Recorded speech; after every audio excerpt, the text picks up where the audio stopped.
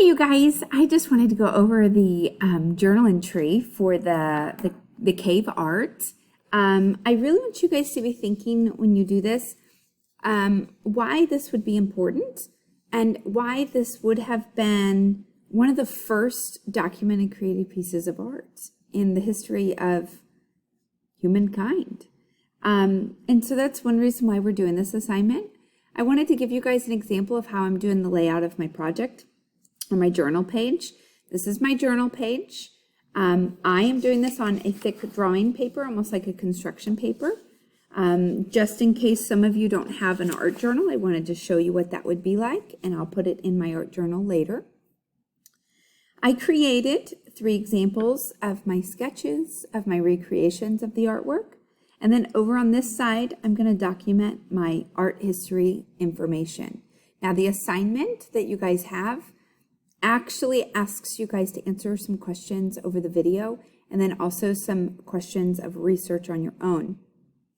That won't fit in here. Once I got started making my own, I realized that's a little bit too much to put in here if I want to be able to read it. And you can tell my writing is really compact and getting sloppy.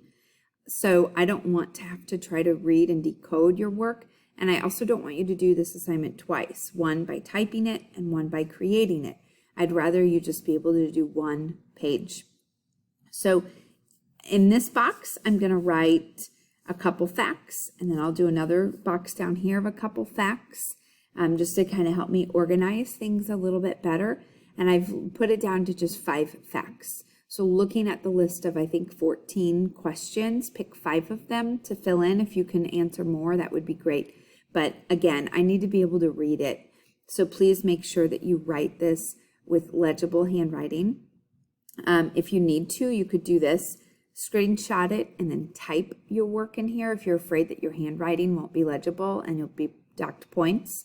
You could do all this work and then go in and make a text box here and a text box down here. That would be fine, so that you can make sure that you get your points and your information properly viewed. I know my daughter has dysgraphia, and so her handwriting is really bad. I don't know where she gets it from. So I just wanted to show you the layout of my journal page. And at the top of this, I'm going to write today's date, which is 9-14-2020. And this would be page 2, I believe, of your journal, because page 1 was your chair drawing the other day. So that is my journal entry. I hope you guys have fun creating. Bye.